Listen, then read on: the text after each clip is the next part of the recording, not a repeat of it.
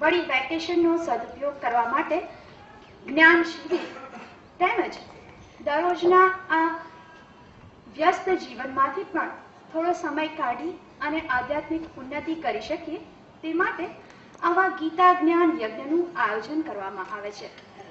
વડોદરામાં છેલ્લા 25 વર્ષથી આવા ગીતા જ્ઞાન યજ્ઞનું આયોજન કરવામાં આવે છે, જે આ વર્ષે પણ ઈશ્વર કૃપાથી થઈ રહ્યું છે. આ વર્ષે આપણે 4મી માર્ચ એટલે કે આજથી શરૂ કરીને 11મી માર્ચ સુધી આ યજ્ઞનું આયોજન કર્યું છે, જેમાં સાંજનો વિષય છે ભગવદ્ ગીતાનો અધ્યાય 13 એટલે કે ક્ષેત્રજ્ઞ વિભાગ યોગ અને સવારના ક્લાસનો વિષય છે અદ્વૈત મકરંદ.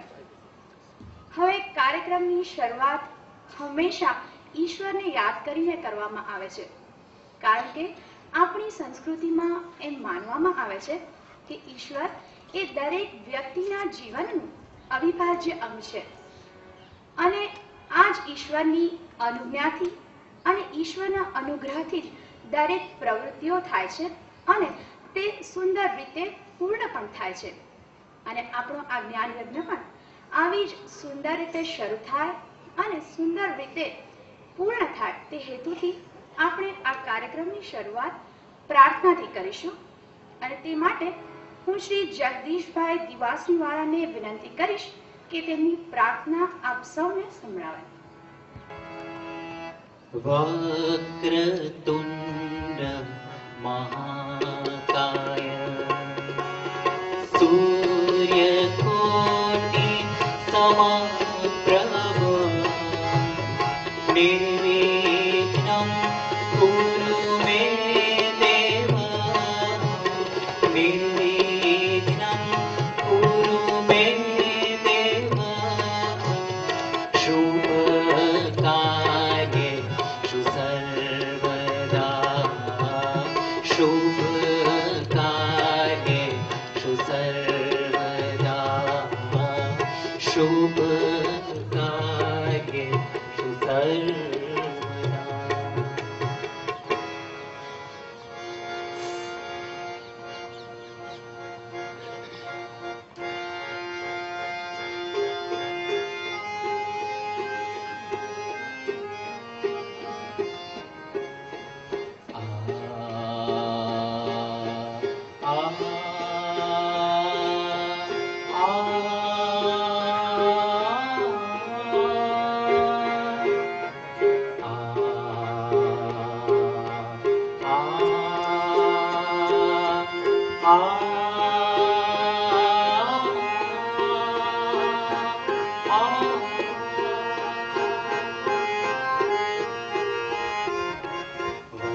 વરદાન દો વરદાન દો સરસ્વતી વરદાન દો વરદાન દો વરદાન દો સરસ્વતી વરદાન દો વરદાન દો.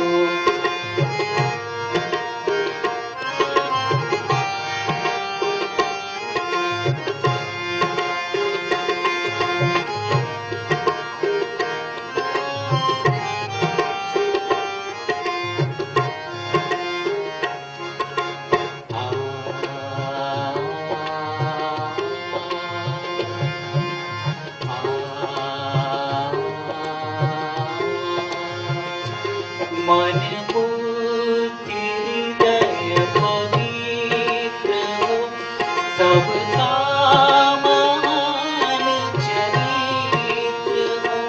मन बुद्धि हृदय पवित्र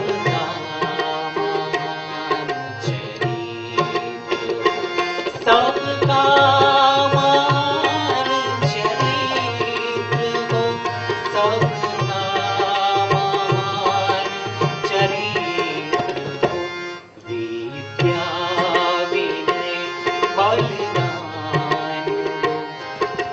सरस्वती वरदान दो विद्या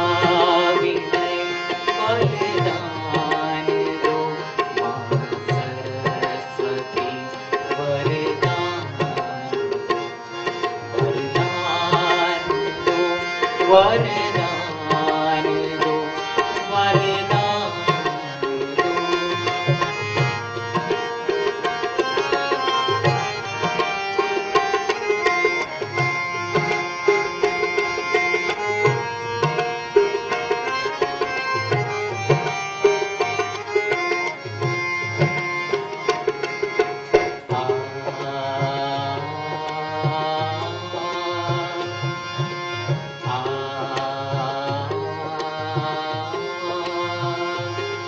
निष्काम हो मन आवरा, सबकी सफल हो साधना।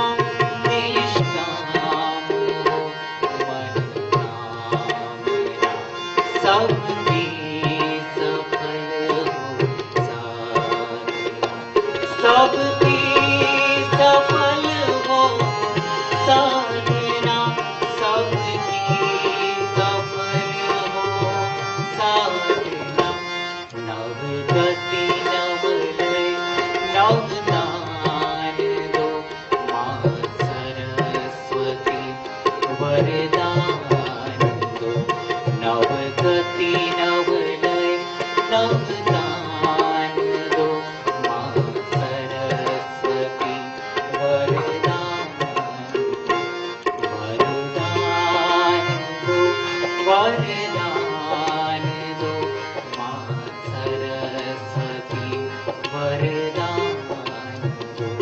वरदान दो, वरदान दो, माँ सरस्वती वरदान दो।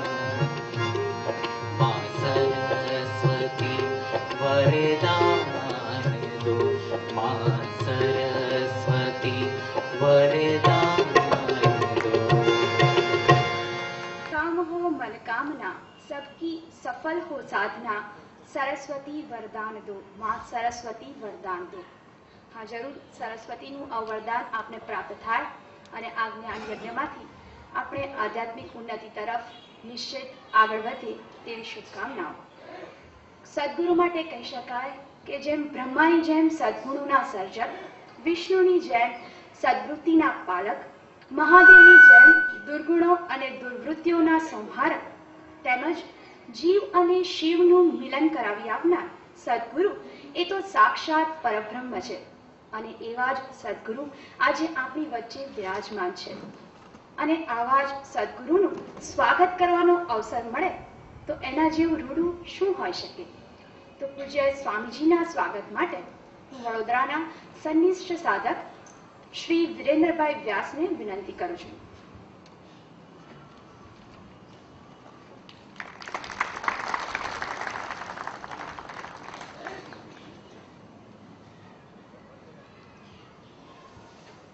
વ્યસ્ત કામકાજમાંથી પણ હંમેશા બહેનો અને માતાઓ પણ એટલો જ સમય કાઢીને અહીંયા સતત આવતા હોય છે. અને એમના કારણે જ કદાચ અમને બાળકોને આ માર્ગમાં વધુ ને વધુ આવવાની પ્રેરણા મળતી હોય છે. તો એવા જ વડોદરાના સેવાભાવી સાધિકા શ્રીમતી પ્રેમલતા અંબાડેને પણ હું પૂજ્ય સ્વામીજીનું સ્વાગત કરવા માટે આમંત્રણ આપું છું.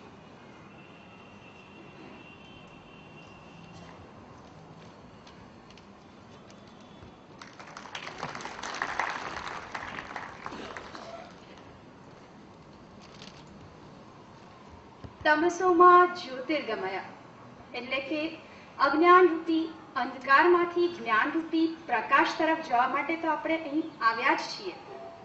પણ એ અંધકારમાંથી દૂર થવા માટે એટલે કે પ્રકાશ છે એવું ખબર પડવા માટે પણ દીપ એ આગવું સ્થાન ધરાવે છે. જેમ જીવનમાં પ્રાર્થના એ અગત્યનું અને આગવું સ્થાન ધરાવે છે, તે જ રીતે કોઈ પણ કાર્યક્રમ કે કોઈ પણ પૂજા વિધિની શરૂઆતમાં દીપ પણ તેવું જ યોગ્ય અને આગવું સ્થાન ધરાવે છે. તો આજના આ કાર્યક્રમની અને આ જ્ઞાન યજ્ઞની શરૂઆત આપણે દીપ પ્રજ્વલિતથી કરીશું. અને તેના માટે હું પૂજ્ય સ્વામીજીને કહીશ કે સ્વામીજી આપ આવો અને આ કાર્યક્રમ અને આ જ્ઞાન યજ્ઞની દીપ પ્રજ્વલન કરીને શરૂઆત કરો. ओम दीपज्योतिः परब्रह्म दीपज्योतिर् हरतु मे पापं दीपज्योतिर्नमोऽस्तुते शुभं करोतु कल्याणं आरोग्यं धनसम्पदः शत्रुबुद्धिविनाशाय दीपज्योतिर्नमोऽस्तुते। गोदीपदेवरूपस्त्वं कर्मसाक्षी यविघ्नकृत यावत् कर्म समाप्तिः स्यात् तावत् त्वं सुस्थिरो भव। ॐ असतो मा सद्गमय तमसो मा ज्योतिर्गमय मृत्योर्मा अमृतं गमय। ॐ न तत्र सूर्यो भाति न चन्द्रतारकं नेमा विद्युतो भान्ति कुतोऽयमग्निः तमेव भान्तमनुभाति सर्वं तस्य भासा सर्वमिदं विभाति। मे पापम આદિ આપણા સૌના સર્વ પાપ હરણ કરે અને આપણે આધ્યાત્મિક ઉન્નત તરફ આગળ વધીએ એવી શુભકામના સાથે હવે હું પૂજ્ય સ્વામીજીનો ટૂંકમાં પરિચય આપીશ. સૌપ્રથમ તો કહીએ તો સદાશિવ સમારંભામ શંકરાચાર્ય મધ્યમામ અસ્મદાચાર્ય પર્યંતામ વંદે ગુરુ પરંપરામ. અર્થાત જે ગુરુ પરંપરા સદીઓથી ચાલી આવી છે, જેની શરૂઆતમાં ભગવાન સદાશિવ છે, જેની મધ્યમાં આદિ શંકરાચાર્ય છે અને જે ગુરુ પરંપરા અમારા ગુરુ સુધી પણ ચાલી આવી છે, તે જ ગુરુ પરંપરાના ભાગરૂપ એવા પૂજ્ય સ્વામીજી ગુજરાતમાં છેલ્લા 25 વર્ષથી વેદાંતના સક્રિય પ્રચારક છે. મૂળ અમેરિકામાં ઉજ્જવળ ઇજનેરી કારકિર્દીનો ત્યાગ કરીને અધ્યાત્મ વિદ્યાના ગ્રહણ અને ચિંતનને જ જીવનનું લક્ષ્ય બનાવનાર પૂજ્ય સ્વામીજી, પૂજ્ય સ્વામી દયાનંદજી અને પૂજ્ય સ્વામી ચિન્મયાનંદજીના પ્રિય શિષ્ય છે. અને પૂજ્ય સ્વામી દયાનંદજી અને ચિન્મયાનંદજીની અનુજ્ઞાથી જ ગુજરાતમાં વેદાંતનો પ્રચાર કરવા માટે સ્વામીજીએ અધ્યાત્મ વિદ્યા મંદિરની સ્થાપના કરી છે અને પૂજ્ય સ્વામીજી આ સંસ્થાનું આચાર્ય પદ શોભાવી રહ્યા છે. વધુમાં કહીએ તો પૂજ્ય સ્વામી વિદિતાત્માનંદજી એટલે આપણા શાસ્ત્રો જે ધર્મ, જે મૂલ્યો અને જે વિધિ નિષેધોની ઘોષણા કરે છે, તે જ ધર્મ, મૂલ્યો અને વિધિ નિષેધોની શક્યતા, સત્યતા અને વ્યવહારિતાની મૂર્તિમંત પ્રતીતિ. શાસ્ત્રને પોતે ગ્રહણ કરીને શિષ્યગણમાં શાસ્ત્રનો દાખલો બેસાડનાર પૂજ્ય સ્વામીજી ઉપદેશક જ નહીં પણ યથાર્થ આચાર્ય છે. ક્યારેક વ્યવહારુ તો ક્યારેક વૈજ્ઞાનિક ભાષામાં વેદાંતનું અધ્યયન કરાવી લોકોને શાસ્ત્રના માર્ગે ચાલતા કરી દેવામાં સ્વામીજી નિપુણ છે. અને સ્વામીજીને મહાત્મા ગાંધીજી સાથે પણ સરખાવી શકાય અને કહી શકાય કે જેમ મહાત્મા ગાંધીજીએ કહ્યું હતું કે મારું જીવન એ જ મારો સંદેશ છે, તે જ રીતે પૂજ્ય સ્વામીજીનું જીવન અને કાર્ય એ જ તેમનો પરિચય છે. અને અંતમાં તો એટલું જ કહી શકાય કે પ્રેમ અને પવિત્રતા, જ્ઞાન અને વૈરાગ્ય તેમજ તપ અને આત્મજ્ઞાનમાંથી જન્મતી અખૂટ શ્રદ્ધા એટલે જ પૂજ્ય સ્વામીજી.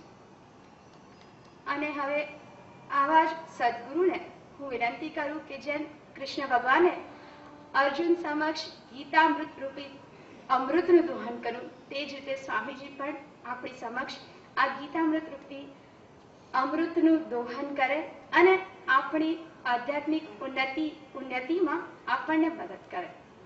પણ સ્વામીજીને આ આપતા પહેલા હું એક એનાઉન્સમેન્ટ કરવાની છે જે અગત્યની પણ છે. આપ સર્વ સાધકોને એક વિનંતી છે કે બધાએ આજે પાર્કિંગ સામે ફ્રન્ટમાં કર્યું છે, એ આવતીકાલથી આ સાઈડ પર એટલે સામેની આ સાઈડ પર એક ફૂટપાથ રાખવામાં આવ્યો છે. બધા ત્યાં પાર્કિંગ કરે.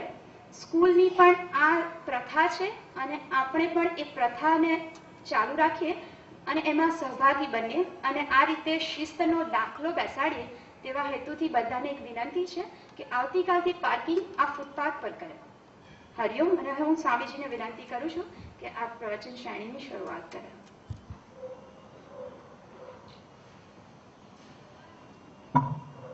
યો બ્રહ્માણં વિદધાતિ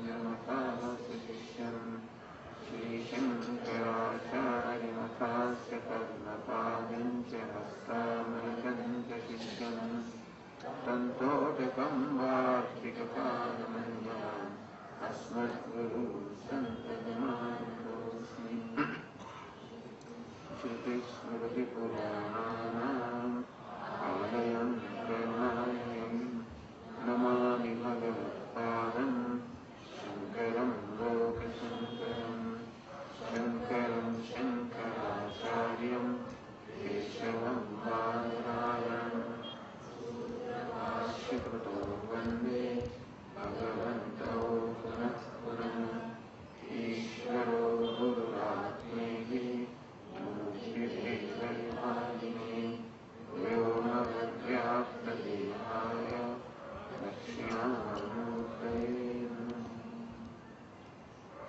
ॐ पार्थाय प्रतिबोधितां भगवता नारायणेन स्वयं व्यासेन ग्रथितां पुराणमुनिना मध्ये महाभारतम् अद्वैतामृतवर्षिणीं भगवतीम् अष्टादशाध्यायिनीम् अम्ब त्वामनुसन्नतामि भगवद्गीते भवद्वेषिणीम् यं ब्रह्मा वरुणेन्द्ररुद्रमरुतः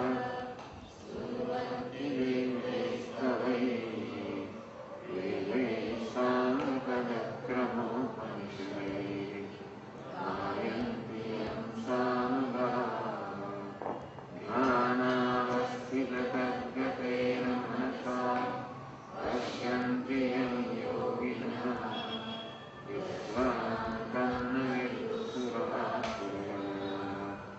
देवाय तस्मै नमः।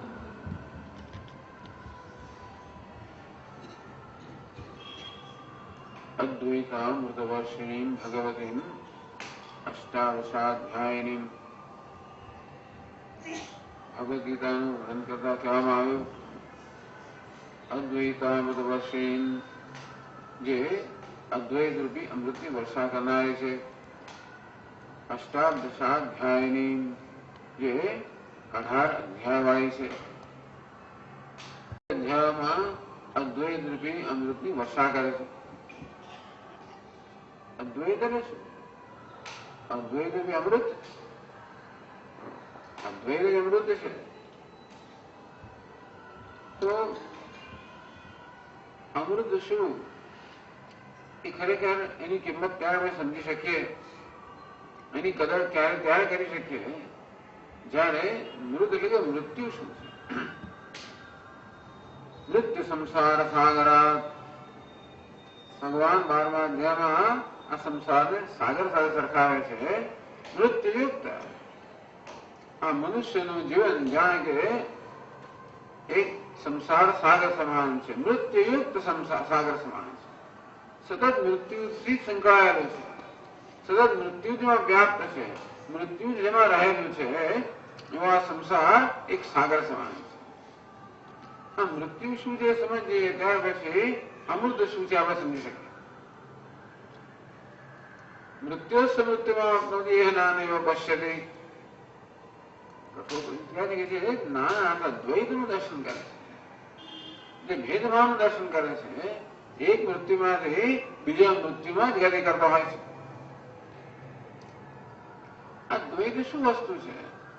આ ભેદભાવ શું વસ્તુ છે? આમ તો આપણા જીવનમાં આ બધા દ્વંદ્વ છે, સુખ અને દુઃખ, જન્મ અને મૃત્યુ, માન અને અપમાન, સફળતા નિષ્ફળતા, આ બધા દ્વંદ્વ છે. પણ દ્વંદ્વ એ દ્વૈત નથી, અનેકતા છે, દ્વૈત નથી. તમે પણ છો, હું પણ છું. આમ અનેક છે એ દ્વૈત હોવાની, એક દ્વૈત હોવું ના જોઈએ. દ્વૈત જ હોય એવો નિયમ નથી. પણ દ્વૈત એટલે ભેદભાવ.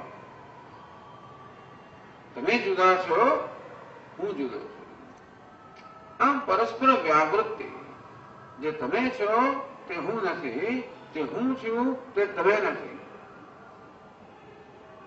અર્થાત તમારા હોવા માત્ર મારામાં શું નથી એનું મને ભાન થાય.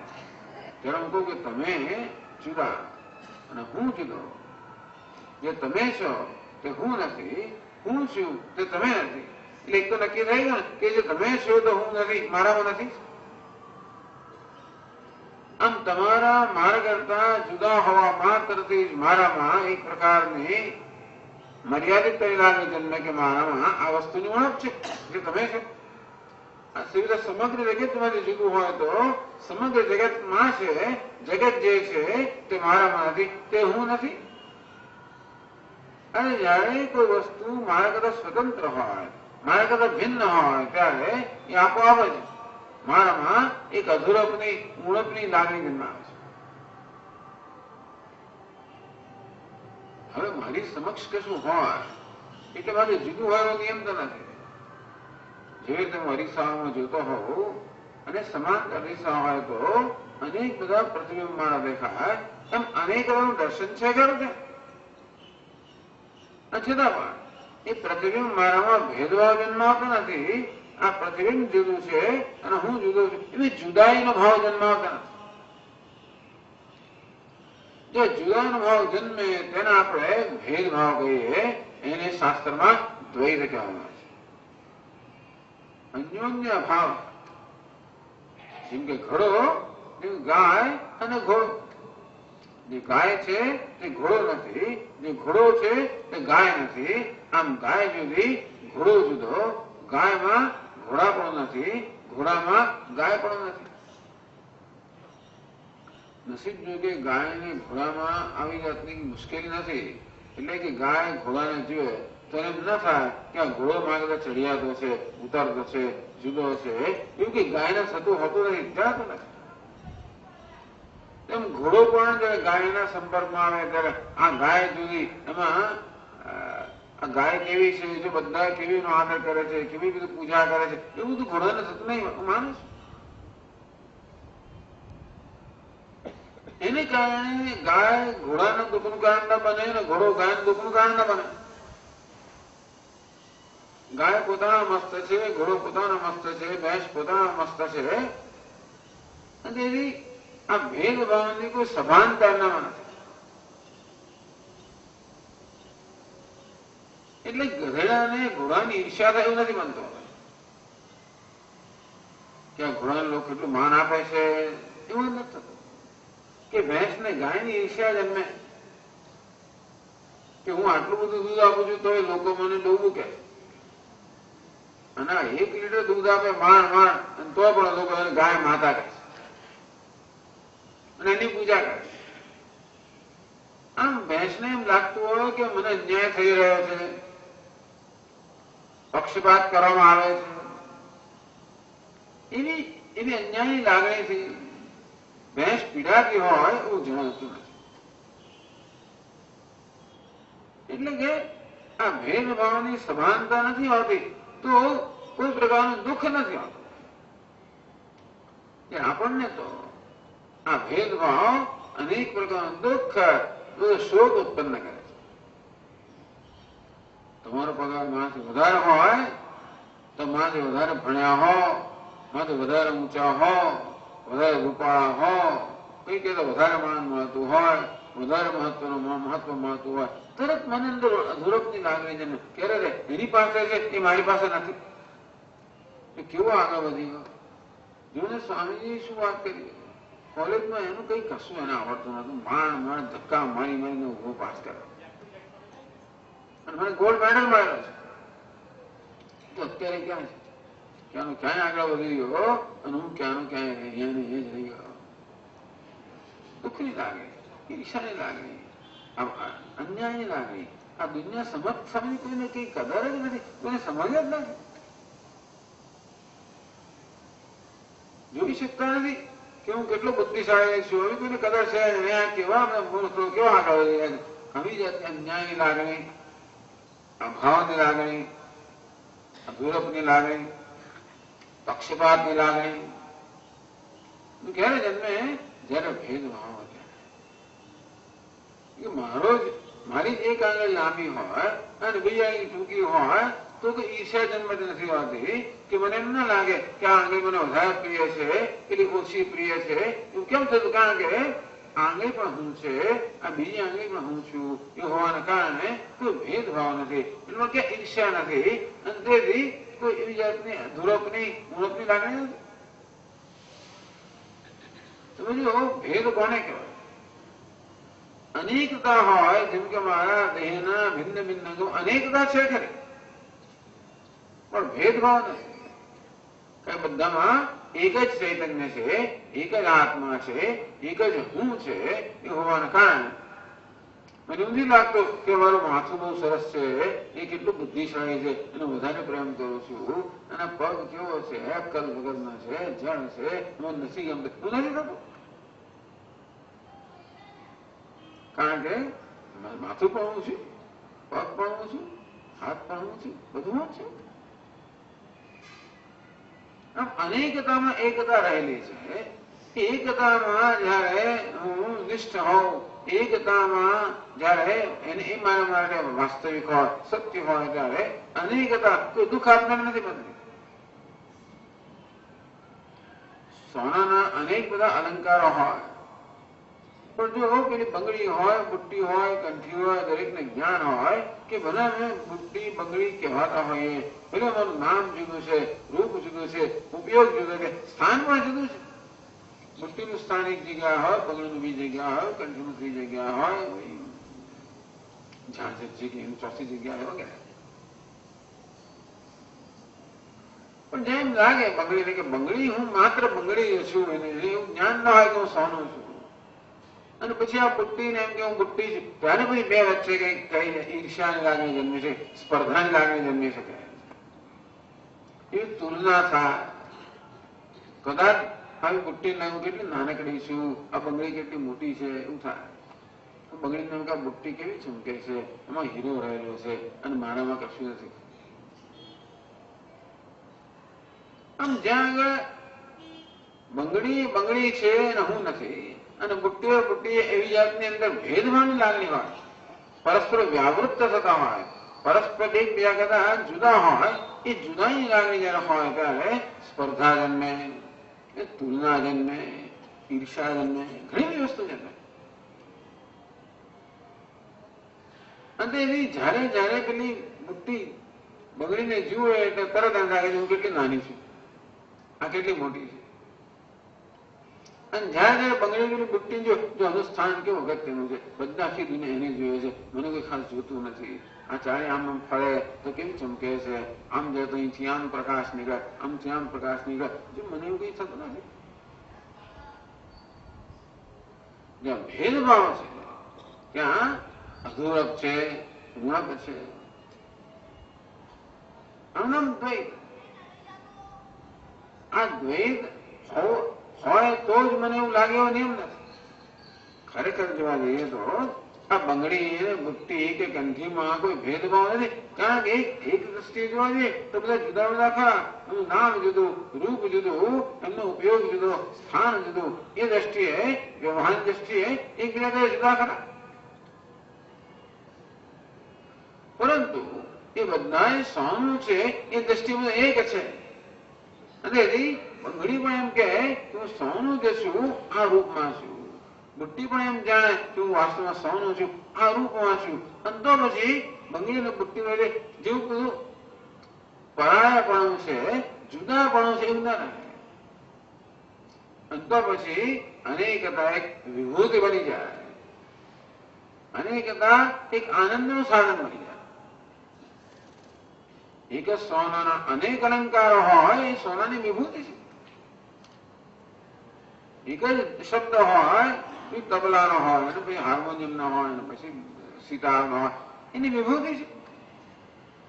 એક જ રસ ખાટો હોય, ખારો હોય, તીખો હોય, મધુર હોય, એની વિભૂતિ છે. આમ અનેકતામાં રહેલી એકતાનું જ્ઞાન જયારે હોય ત્યારે અનેકતા કોઈ પ્રકારની સમસ્યા ઉત્પન્ન કરતી નથી. વાસ્તવમાં અનેકતા તો એક વિભૂતિ બની જાય, અનેકતા વાસ્તવમાં એક આનંદનું સાધન બની જાય.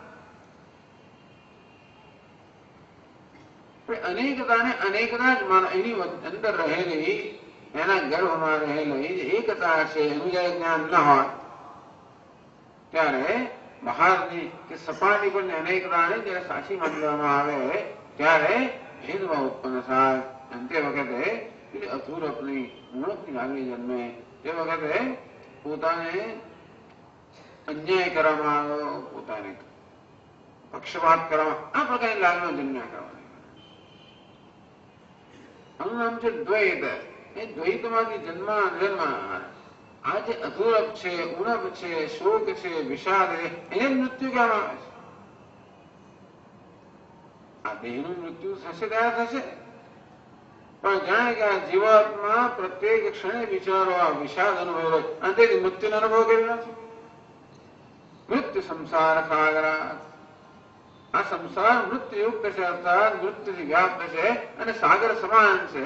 માણસ વિચારો આ દુઃખમાંથી, શોકમાંથી મુક્ત થવામાં, મૃત્યુમાંથી મુક્ત થવા અનેક પ્રકારનો પ્રયત્ન કરી રહ્યા છે. પોતાની જાતને બીજા કરતા વધારે મહાન બનાવી રહ્યો છે, બીજા કરતા વધારે સત્તાશાળી બનાવી રહ્યો છે, બીજા કરતા વધારે વ્યાપક બનાવી રહ્યો છે. એ બધો ઘણો પ્રયત્ન કરી રહ્યો છે. આમ પોતાની જાતને કોઈને કોઈ મહાન બનાવી, વ્યાપક બનાવી, એ બધો બહુ પ્રયત્ન કરે અને છતાંય પણ એને ક્યારે પણ એવો સંતોષ જન્મતો નથી. એટલે વેદાંત શાસ્ત્ર કહે છે કે આ સંસાર જે છે વાસ્તવમાં અજ્ઞાનની ઉપર છે, એ કોઈ વાસ્તવિકતા નથી. 13મો અધ્યાય આપણે જોઈશું, શીખવામાં આવશે. સમમ સર્વેષુ ભૂતેષુ તિષ્ઠન્તમ પરમેશ્વરમ. આ બધા જ ભૂતોમાં, બધા જ નામ રૂપમાં, જળ ચેતન સર્વમાં સમમ તિષ્ઠન્તમ પરમેશ્વરમ, સમાન રીતે રહેલો પરમાત્મા. તિષ્ઠન્તમ અનેક બધી વિકારી કે ગતિશીલ વસ્તુઓમાં, અનેક બદલાતામાં, જે બદલાયા વગરમાં, અનિત્યમાં નિત્ય, વિનાશીમાં અવિનાશી, અસમાનમાં સમાન, અનેકમાં એક. યહ પશ્યતિ સ પશ્યતિ. એ તત્વના, એ પરમાત્મા દર્શન કરે છે વાસ્તવમાં, એ જ સાચે દર્શન કરે, એ જ જુએ છે, બાકી બીજા જોતા નથી. વિમૂઢાઃ નાનુપશ્યન્તિ પશ્યન્તિ જ્ઞાનચક્ષુષા. ભગવાન અન્યત્ર કહે છે કે જે મૂળ મનુષ્ય છે એ લોકો જે છે એને પણ જોતા નથી. પશ્યન્તિ જ્ઞાનચક્ષુષા. પણ જેમનામાં આ જ્ઞાનરૂપી ચક્ષુ છે એ આ વિદ્યમાન જે વાસ્તવિકતા છે એને જુએ છે. અર્થાત મનુષ્યના જીવનમાં અજ્ઞાન છે. અજ્ઞાનને કારણે ભેદભાવ છે. ભેદભાવને કારણે એક અલ્પતાની લાગણી છે. એને કારણે સતત મનમાં પૂર્ણ બનવાની, મહાન બનવાની ઈચ્છા છે. મનુષ્ય સતત પૂર્ણ બનવા માટે, મહાન બનવાનો સતત પ્રયત્ન કરી રહ્યો છે. ગમે તેટલો મહાન બને તો પણ પોતે પૂર્ણ બન્યો હોય એવો સંતોષ જન્મતો નથી. જયારે જયારે એની કોઈ ઈચ્છા પૂરી થાય ત્યારે ક્ષણભર એક સંતોષ જન્મે છે કરો, પણ વળી પાછી બીજી કોઈ ઈચ્છા મન પર સવાર થઈ જાય છે, વળી પછી અસંતોષ સવાર થઈ જાય છે. અને ઈચ્છા છે, આ કામના છે, એ વાસ્તવમાં એક આંતરિક અધૂરપની નિશાની છે. એ આંતરિક અધૂરપ એ અજ્ઞાનની નિશાની છે.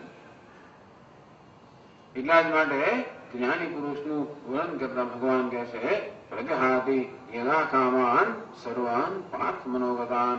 એ પાર્થ, મનમાં રહેલી બધી કામનાઓ જયારે દૂર થઈ જાય છે. આત્મનેવ આત્મના તુષ્ટ. જયારે મનુષ્ય પોતાનાથી સંતોષ પ્રાપ્ત કરે છે, ત્યારે પોતાનો જ સ્વીકાર છે, પોતાનો જ આદર છે, પોતાનાથી સંતોષ છે, ત્યારે પછી કોઈ ઈચ્છાની સ્થાન નથી. બધી ઈચ્છાઓ પોતાના પ્રત્યેના અનાદરમાંથી અસંતોષમાં જન્મે છે. અનુનામ મૃત્યુ. જયારે મને મારાથી જ અસંતોષ આવે, મને મારા પ્રત્યે મારો જ અનાદર હોય, ક્યારેક મારો જ તિરસ્કાર હોય, આ પ્રકારે આંતરિક સંઘર્ષ એક ચાલી રહ્યો છે. મારી અને મારી વચ્ચેનો સંઘર્ષ એ સર્વ દુઃખનું કારણ છે. દુઃખનું કારણ કે શોકનું કારણ કે આ બહાર નથી, અંદર છે એમ પણ ના કહેવાય. આત્મા પણ દુઃખનું કારણ નથી, આ જગત પણ દુઃખનું કારણ નથી, પરંતુ આત્મા અર્થાત પોતાના વિશે જે આપણો અસંતોષ છે એ સર્વ દુઃખનું કારણ છે. જે ક્ષણે મને મારી સંતોષ હોય છે એ ક્ષણે હું સુખી છું, જે ક્ષણે મને મારાથી અસંતોષ હોય છે એ ક્ષણે હું દુઃખી છું. અને સામાન્ય રીતે મને મારાથી અસંતોષ રહે કારણ કે મારી તરફ નજર કરું ત્યારે બધી રીતે હું અધૂરો જ હોઉં છું. એ અંદર અધૂરપની લાગણી અંદર ભરાયેલી જ છે. મને ભૂલવાનો પ્રયત્ન કરું છું ખરો કે તમારી આસપાસ અનેક બધા એવા પદાર્થો રાખું જેથી એમાં મન પરોવી શકું અને કોઈ રીતે અંદરની પેલી અંદરના આપણા અસંતોષને અધૂરપ ભૂલી જવું. ત્યારે ભૂલાઈ જાય ત્યારે મને જરા સુખ જન્મે. વળી પાછું કંઈક બહાર બને અને મારી અધૂરપની યાદ દેવડાવે, વળી પાછું દુઃખી રહી જાય. કોઈ યાદ દેવડાવે મને સ્વામીજી એના શ્લોકનો શું અર્થ થાય, માથું ખંજોળવું પડે. કંઈક અધૂરો યાદ આવે. સ્વામી ફલાણા અંગ્રેજી શબ્દનો શું અર્થ થાય, પછી માથું ખંગડાવો. સ્વામી તમને ખબર છે અમેરિકાના પેલા શહેરમાં પેલા તમે ગયા છો? અનેક વસ્તુમાં મારું જ્ઞાન ઓછું પડે, અનેક વસ્તુમાં મારી શક્તિ ઓછી પડે, અનેક વસ્તુમાં બધું ઘણું ઓછું પડે. આ મારી ઉણપોને ભૂલવાનો પ્રયત્ન કરતો હોઉં અને દુનિયા હંમેશા કોઈ વખતે ચાવી ચડાવે અને મારી ઉણપને બહાર લાવે એ મારો અસંતોષ છે. મૃત્યુ સંસાર સાગર આવી રીતે બધું જ દુઃખ, બધું શોક પોતાના વિશેના અસંતોષમાં જન્મ્યો છે. જ્યારે શાસ્ત્રો કહે છે કે ખરેખર તો આપણને પોતાના વિશે અસંતોષનું કારણ જ નથી. તત્વમસી તું વાસ્તવમાં બ્રહ્મ, તું પૂર્ણ છે. એ પૂર્ણતામાં અસંતોષનું કોઈ સ્થાન જ નથી. પણ જે વાસ્તવમાં પૂર્ણ છે એ અજ્ઞાનને કારણે પોતાના પૂર્ણ માને છે. આ પ્રકારે પોતાના વિશે સેવા રહેલા અનેક ભ્રમ, અનેક ખોટા ખ્યાલ એ જ વાસ્તવમાં મારા બધા દુઃખનું કારણ છે. મારી જાતને જાણો, એક દેહ પૂરતો મર્યાદિત માનો તો સમગ્ર જગત જે દેહની બહાર છે એ માત્ર જુદું થઈએ આમ ભેદભાવ જન્મ્યો. હું જનપદા જન્મી, અમે સંતોષ જન્મ્યો, અમે દુઃખ અને શોક જન્મ્યો, અમારા જીવનમાં સદા પ્રવર્તમાન છે. આપણે એ નથી જાણતા ક્યારે કે આપણા જીવનમાં બે પ્રકારની સમસ્યા હોય. એક સમસ્યા એ તો અનાત્મા પર આધારિત છે, અનાત્મા પર કેન્દ્રિત છે, પ્રકૃતિ પર કેન્દ્રિત છે, ઉપાધિ પર કેન્દ્રિત છે. અને બીજી સમસ્યા આત્મા પર કેન્દ્રિત છે. આપણે ભૂખ લાગે, તરસ લાગે, આ બધી જે સમસ્યાઓ છે એ તો શરીર પર, અનાત્મા પર, ઉપાધિ પર કેન્દ્રિત છે. દેશમાં ગરીબાઈ હોય, દેશમાં આ બધા પ્રશ્નો હોય, એ બધી વસ્તુઓ ખરેખર અનાત્મા પર, પ્રકૃતિ પર કેન્દ્રિત છે. બીજી જે સમસ્યા છે, આપણે જે દુઃખ જન્મે છે, વિષાદ જન્મે છે, શોક જન્મે છે, નિરાશા જન્મે છે, નાસીપાસતા જન્મે, આવા જે સમસ્યાઓ છે એ આત્મા પર કેન્દ્રિત છે, એ અનાત્મા પર કેન્દ્રિત નથી. અનાત્મા અથવા તો પ્રકૃતિ પર કેન્દ્રિત સમસ્યાઓનો ઉકેલ એ પ્રકારે લાવવો જોઈએ, પ્રકૃતિના સ્તર પર લાવવો જોઈએ. જ્યારે આત્મા પર કેન્દ્રિત સમસ્યાનો ઉકેલ આત્માના સ્તર પર લાવવો જોઈએ. અર્થાત જીવનમાં એક તો ભૌતિક સમસ્યાઓ છે અને બીજી આધ્યાત્મિક સમસ્યા છે.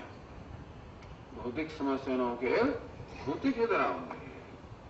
ભૂખ લાગ્યો એવો ધ્યાન કરવા બેસીએ તો ભૂખ ના જાય. ગરીબી હટાવો, એનું ભજન કરીએ તો ગરીબી જવાની નથી, સામાન્ય છે તમારે.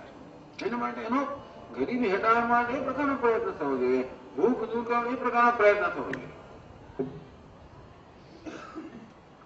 સાથે સાથે મનમાં આપણને અણગમો જન્મે, દુઃખ જન્મે, વિષાદ જન્મે, અને આપણે લાડુ ખાય કે ચોકલેટ ખાય એ પણ ઉપાય નથી પાછો.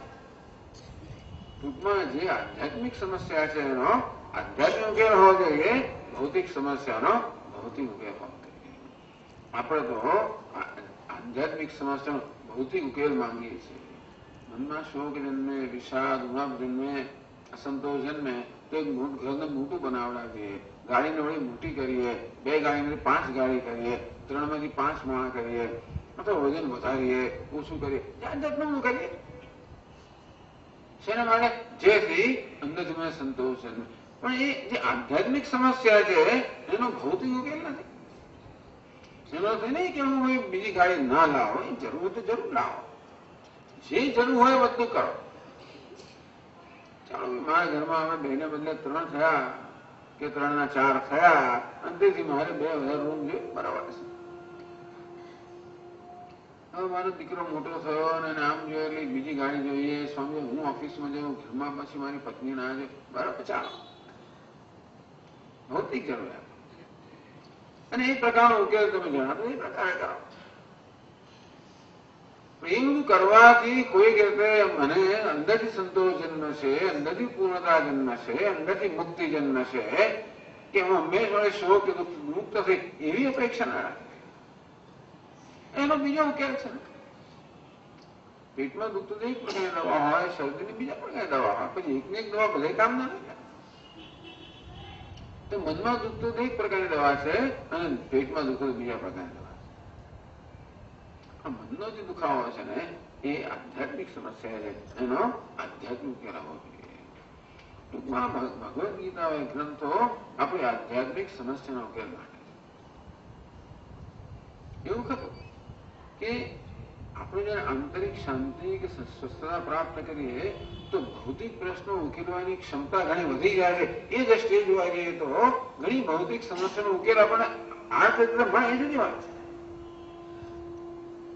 આમ આપણે જીવનમાં નિર્ણય લેવાના હોય, જે કરવાનું હોય એના માટે જો મનની સ્વસ્થતા હોય તો આપણે દરેક પરિસ્થિતિમાં નિર્ણય સાથે લઈ શકીએ, એનું મૂલ્યાંકન સાથે કરી શકીએ, એ આપણે વધારે અસરકારક વ્યક્તિ બની શકીએ. એ વાત એ જુદી છે. એ રીતે પણ આ ગીતાનો ઉપયોગ કરવામાં આવે મેનેજમેન્ટમાં. તો એ તો એનો ગૌણ ઉપયોગ છે. ગમે તેટલી મેનેજમેન્ટ કરો તો એમ માનીએ કે આપણે મુક્ત થઈ જઈશું કે પૂર્ણ કંઈ બનવાનું નથી. અદ્વૈતામૃત વર્ષિણી ભગવદ્ ગીતા અદ્વૈત રૂપી અમૃતની વર્ષા કરે છે કે દ્વૈત નથી, આ ભેદભાવ છે માત્ર સપાટી પરનો છે, પરંતુ એના આત્માના સ્તરે વાસ્તવિક સ્તરે અભેદ છે. ભલે અનેક બધા અલંકારો હોય તો પણ સુવર્ણ સ્તરે એકતા છે. ભલે અનેક બધા ઘણા હોય પરંતુ માટીના સ્તરે એકતા છે. ભલે અનેક બધા ચેતન હોય પરંતુ ચૈતન્યના સ્તરે એકતા છે. આ પ્રકારે અદ્વૈતનું અભેદનું જ્ઞાન આપે છે. સર્વમ ખલોઇદમ બ્રહ્મ, આ સર્વ બ્રહ્મ છે, આ સર્વ પરમાત્મા. એ વાસ્તવમાં અનેક બધા રૂપોમાં અભ્યક્ત થયો છે. મત્ત પરતરમ નાન્યત કિંચિદસ્તિ ધનંજય મયી સર્વમિદં પ્રોતમ સૂત્રે મણિગણાય. હે ધનંજય, આ જગતમાં માત્ર અન્ય કઈ છે નહીં, હું જ એક માત્ર છું.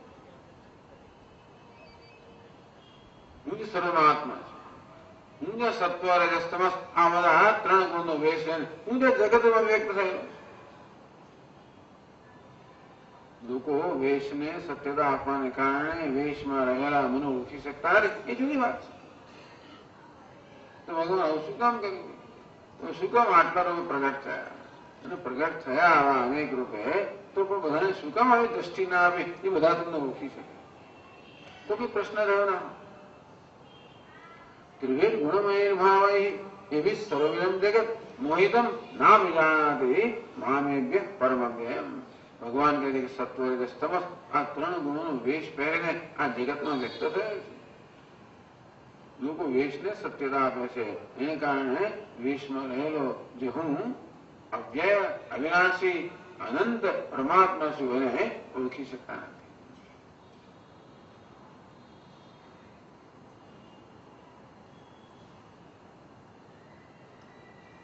આવું કેમ હોય છે? આવું જ છે. અજ્ઞાન કેમ છે? તો કે છે અંતેથી આપણને ભગવદ્ ગીતા વેદાંત આ વસ્તુનું દર્શન કરાવે છે, જ્ઞાન આપે છે કે જો ભાઈ અનેક બધા આ મોબાઈલ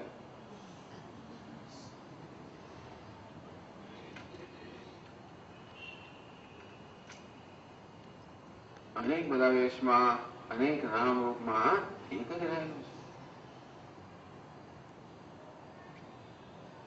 કઈ રીતે? દરેક દરેક નામ રૂપમાં અસ્થિ, ભાતિ, પ્રિય. દરેક વસ્તુ છે, હાસે છે, પ્રિય છે. ઘડિયાળ પણ છે, ભાસે છે, પ્રિય છે. વસ્ત્ર પણ છે, ભાસે છે, પ્રિય છે. આ ઘડો પણ છે, ભાસે છે, પ્રિય છે. રામચંદ્રજી પણ છે, ભાસે છે, પ્રિય છે. રાવણ પણ છે, ભાસે છે, પ્રિય છે. હોવું, ભાસવું, પ્રિય હોવું, અસ્થિ, ભાતિ, પ્રિય, આ સચ્ચિત આનંદ તો સર્વત્ર સમાન રીતે વિદ્યમાન છે.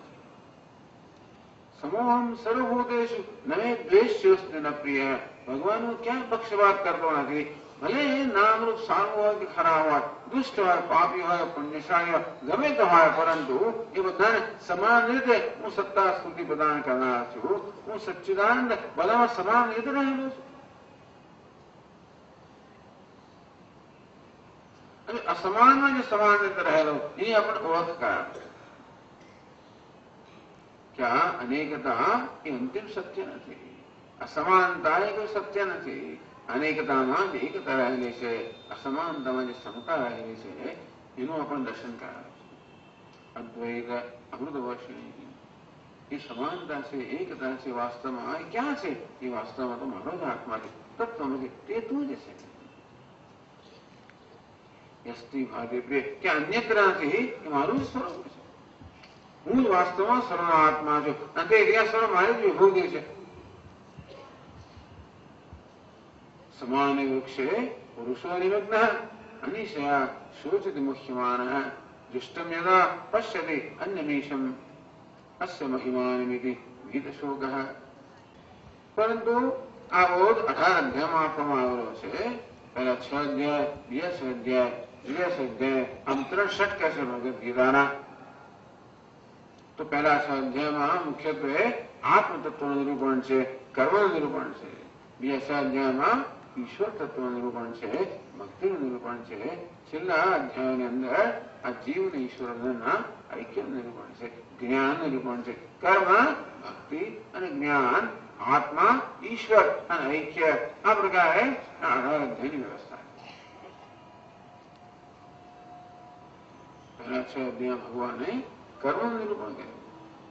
તસ્માત અસક્ત સદમ કાર્યમ કર્મ સમાચર અસક્તો ક્ષાચરણ કર્મ પરમાત્મા પુરુષ. हे अर्जुन, असक्त है तो कर्म फल प्रत्यय परिणाम प्रत्यय असक्त रहीने अनासक्त रहीने कार्यम कर्म समाचर तो मुझे कर्तव्य कर्म है उन्होंने सारे आचरण कर असक्तो ક્ષાચરણ કર્મ આવી રીતે અસક્ત રહીને અનાસક્ત રહીને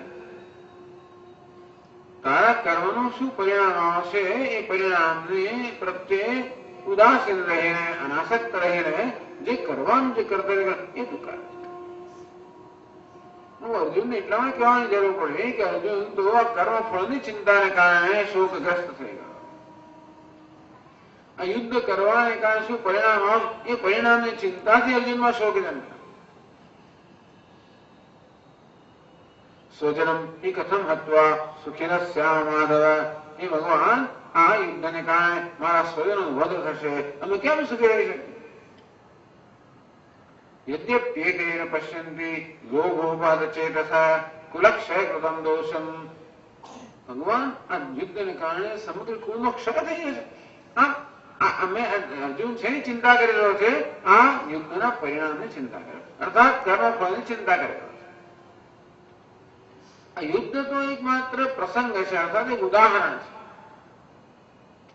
અર્જુનના મનમાં શોક જન્મવાનું કારણ પણ કર્મફળની અંદર એની સમગ્ર એની દ્રષ્ટિ એ માત્ર કર્મફળની અંદર એ માણસ ડૂબી ગયો છે. એ શું થશે એના સંદર્ભમાં ભગવાન ઉપદેશ કરે છે કે તારે શું કરવાનું છે એનો વિચાર કર, શું થશે એનો વિચાર પછી કર. ના કરે છે, ના કરે છે એટલે એની ચિંતા ના કરે છે. શું કરવાનું છે આ સંજોગોમાં, તારે શું કાર્યમ કર્મ સમાચાર, આ સંજોગોમાં તારે શું કરવાનું છે મહત્વ. એનાથી તને વ્યક્તિગત લાભ થશે કે ગેરલાભ થશે એની ચિંતા ના કરે.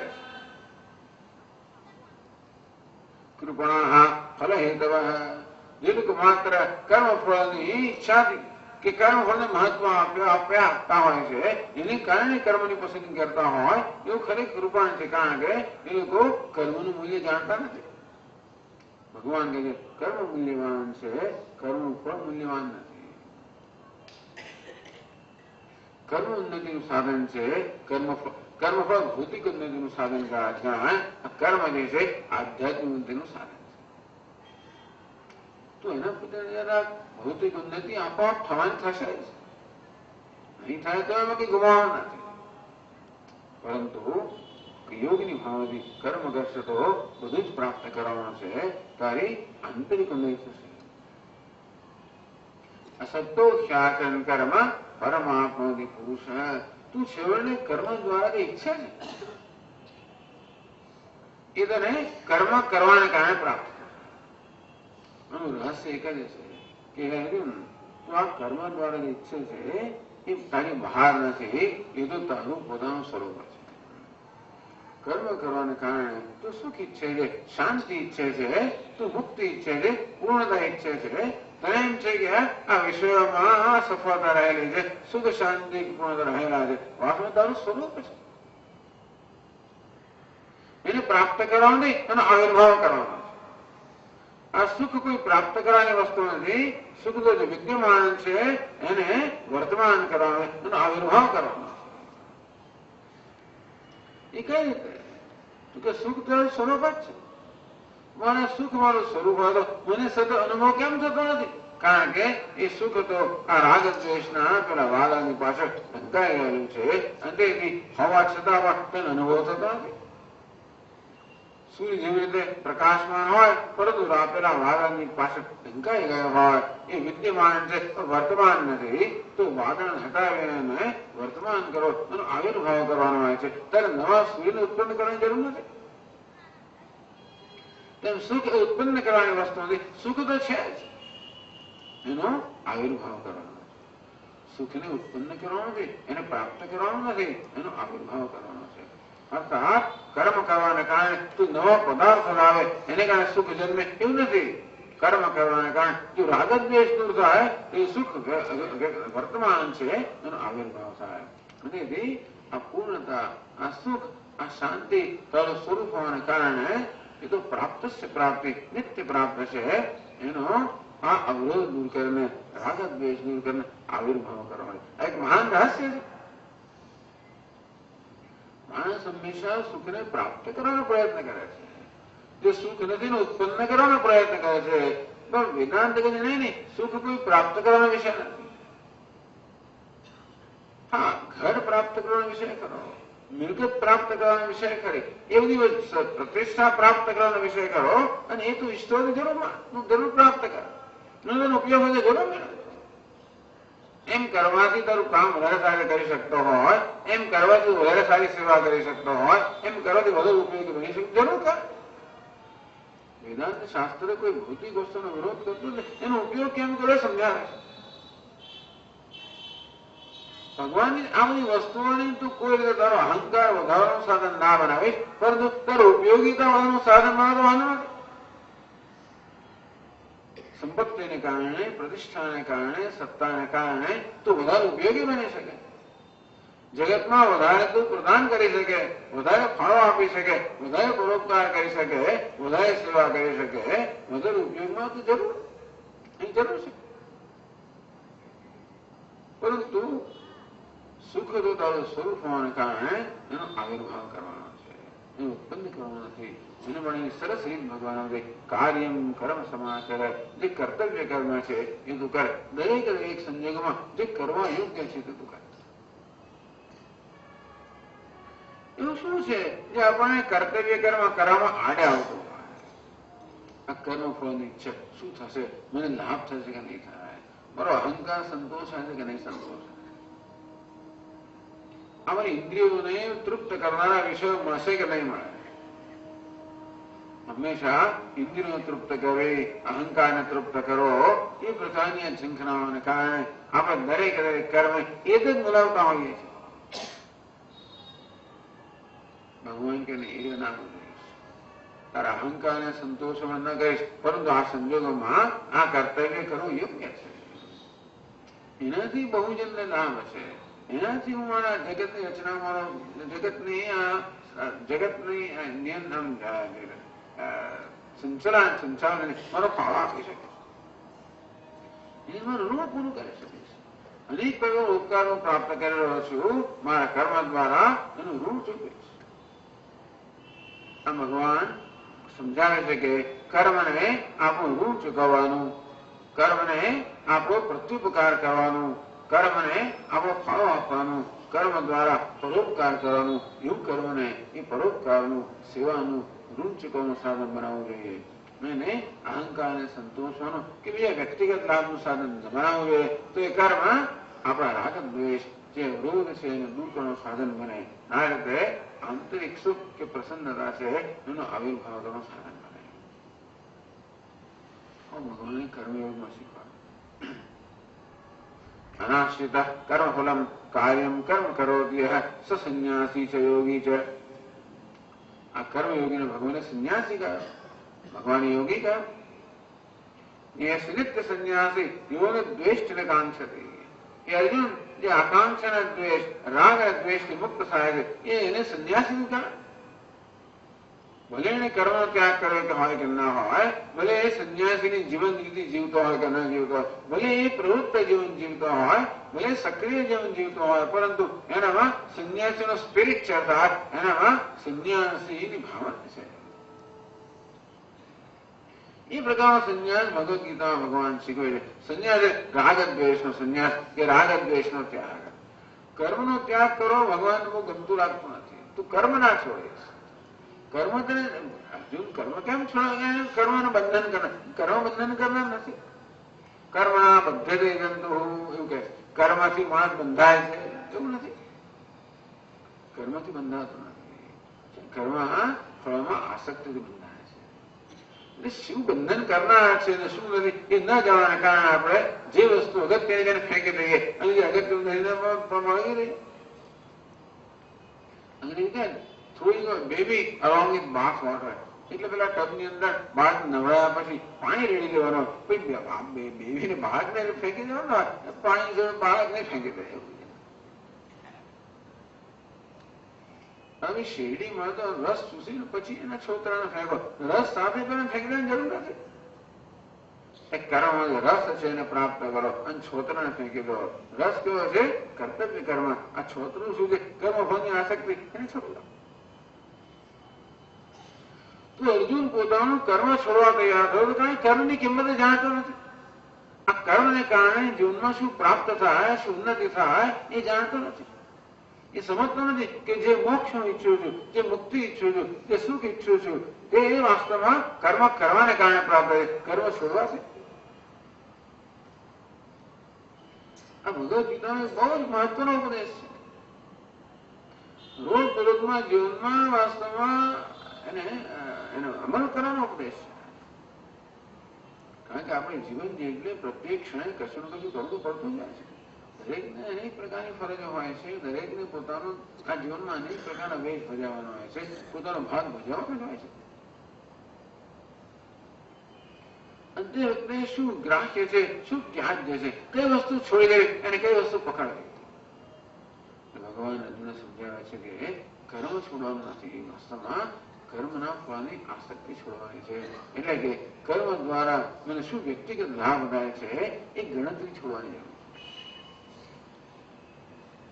છે. કર્મથી જ બધો વ્યક્તિગત લાભ થાય છે, તેથી કર્મના ફળથી લાભ શોધવાની જરૂર.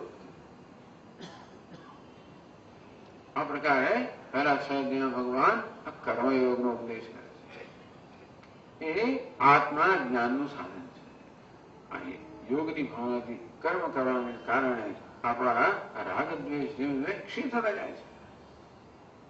અંતઃકરણ શુદ્ધ બનતું જાય છે, પ્રસન્ન બનતું જાય છે, શાંત બનતું જાય છે, એકાગ્ર બનતું જાય છે. આટલો લાભ છે.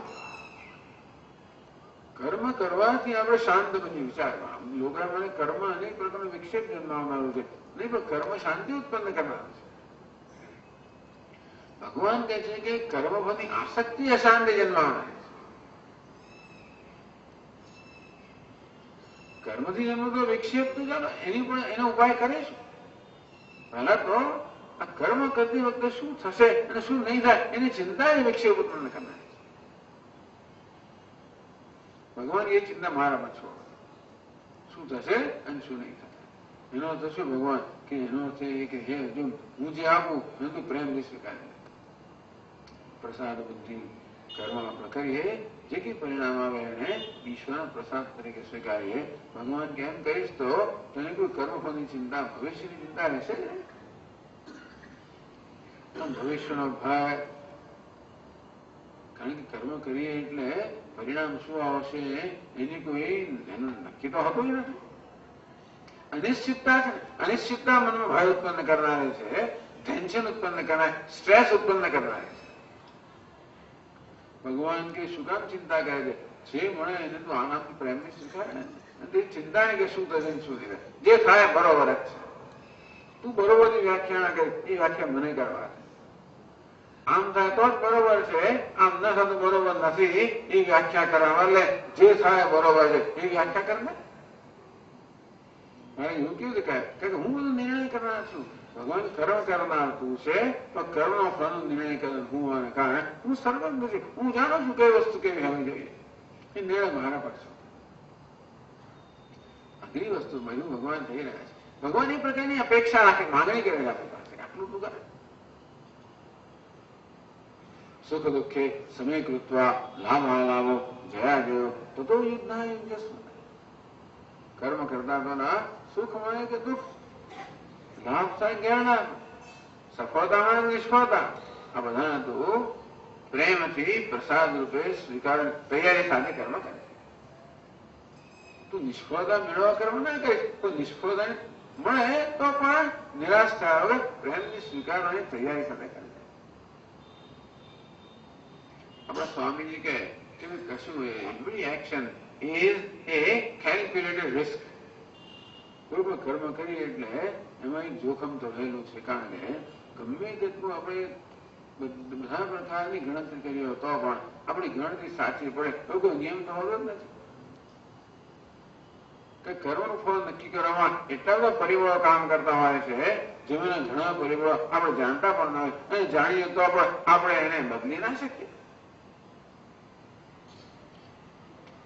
એટલે ક્યાં તો તમે અસહાયતાનો અનુભવ કરો, કારણ કે આપણે બધી વસ્તુનું નિયંત્રણ કરી શકાય. આઈ કેનોટ કંટ્રોલ, નિયંત્રણ ન કરી પણ અસહાય છું. અથવા તો ભગવાન તું નિયંત્રણ કર, એ ચિંતા તું કર, તો કોઈ અસહાયતાની જરૂર નથી. માણસ દરેક સંજોગોમાં પોતે જ હંમેશા નિયંત્રણ કરનાર હોવો જોઈએ, પોતાનું ધાર્યું થવું જોઈએ. શું થશે એ વસ્તુ મારે પહેલેથી નક્કી કરી દેવી જોઈએ, એ વસ્તુ પહેલેથી નક્કી હોવી જોઈએ તો જ હું કામ કરું. એવું તો બનવાનું નથી. અને અર્જુન ભગવાન અર્જુન કહે છે કે હે અર્જુન, તું જે પરિણામ આવે એને મારા પ્રસાદ સ્વીકાર. સિદ્ધિ સિદ્ધિઓ સમભૂત્વા સમત્વમ યોગોચ્યતે.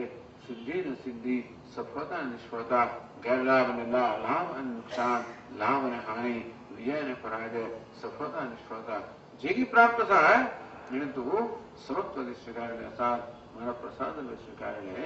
આમ પહેલા છે ભગવાન પ્રસાદ બુદ્ધિ શીખવાય કે ઈશ્વર છે, ઈશ્વર સર્વજ્ઞ છે, સર્વશક્તિમાન છે અને કૃપાળુ છે.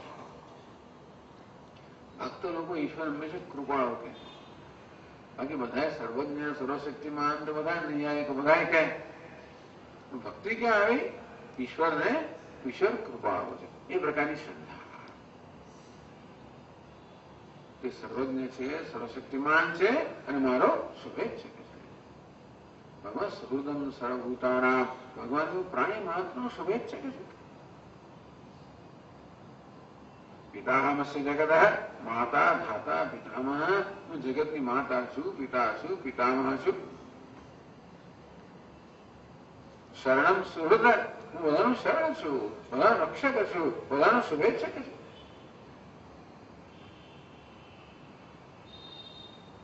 શ્રદ્ધા એટલે કે ભગવાનના વચન સ્વીકારી લેવા અને એક પ્રકારે એનો અમલ કરો.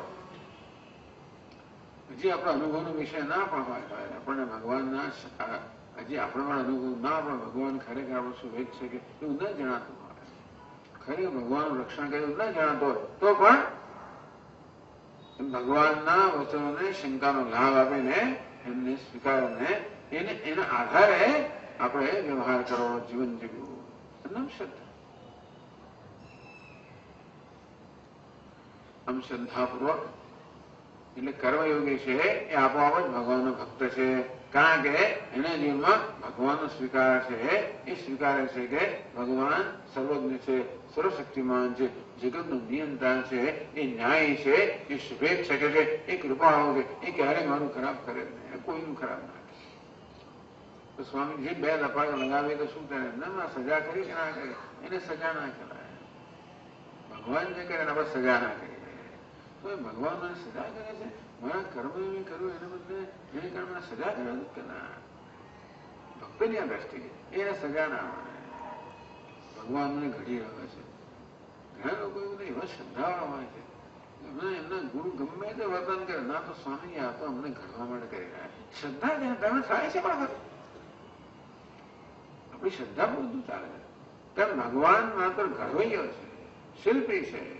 અને હું તો એક પથ્થર બનીને આવ્યો છું અને એ મને કોતરી રહ્યો છે અને મારો સુંદર એક મૂર્તિ કંડારી રહ્યો છે. એ પ્રકારે ભગવાનને જીવનમાં આપણે સ્વીકારીએ. સ્વામીજી કે ગોડ ઇઝ ગ્રેટેસ્ટ થેરાપિસ્ટ. તો ખરેખર તો એ સારામાં સારો આપણો એક હિતચિંતક છે, સારામાં સારો કાઉન્સિલર છે, સારામાં સારો સલાહકાર છે, સારામાં સારો માર્ગદર્શક છે, સારામાં સારો ઘરનાર છે. શ્રદ્ધાનો સવાલ છે. આ બધું ક્યારે બની શકે? જયારે આપણે સમજતા હોય જીવનનું શું ધ્યેય છે. સમજતા હોઈએ કે માત્ર ભૌતિક સિદ્ધિઓ પ્રાપ્ત કરવી એ જીવનનું ધ્યેય નથી. આંતરિક સિદ્ધિઓ પ્રાપ્ત કરવી, આંતરિક સમૃદ્ધિ પ્રાપ્ત કરવી, આપણા અંતરમાં રહેલી અહિંસા, સત્ય વગેરે જે સમૃદ્ધિ છે એનો આવિર્ભાવ કરવો, એ ખરેખર મનુષ્યવાળાનો પુરુષાર્થ છે.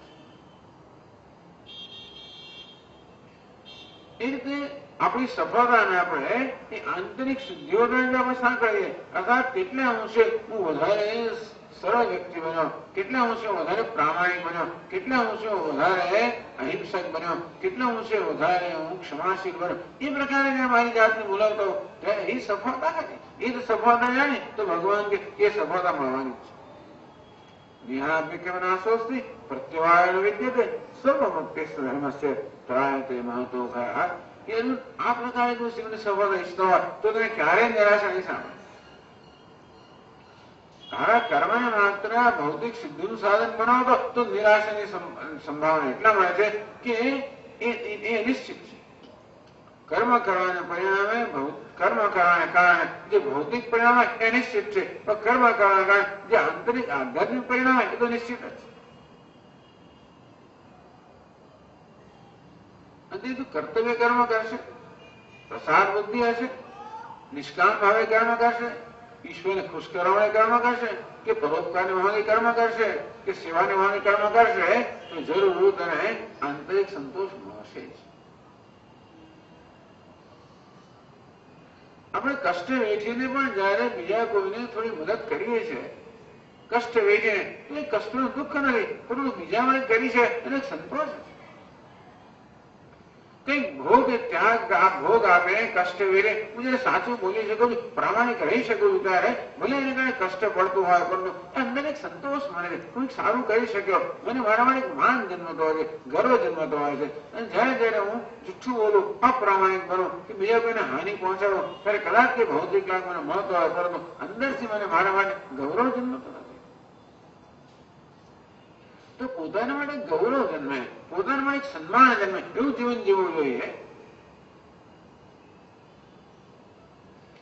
ભગવાન કહે છે કે તું યોગની ભાવનાની કર્મ કરશે તો આ સફળતા જરૂર મળશે.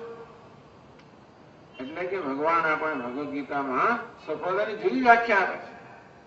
જે પ્રચલિત વ્યાખ્યા છે કે સફળતા કોને કહેવાય કે જેટલી ભૌતિક વધારે સિદ્ધિઓ મને પ્રાપ્ત થાય એટલો વધારે સફળ છું. અને એ નિષ્ફળતા છે એમ નથી કહેતા, પણ આખી દુનિયા એને સફળતા માને છે. ભગવાન કે સફળતા મળે તો સારું છે, એ ન મળે તો પણ આંતરિક સફળતા પ્રાપ્ત થાય, આંતરિક સમૃદ્ધિ પ્રાપ્ત થાય, કઈ દૈવી સંપત્તિનો ઉદય થાય તો તેની અંદરથી જે પ્રસન્નતા, જે સંતોષ, જે આત્મગૌરવ જન્મ છે એની કોઈ કિંમત જ નથી.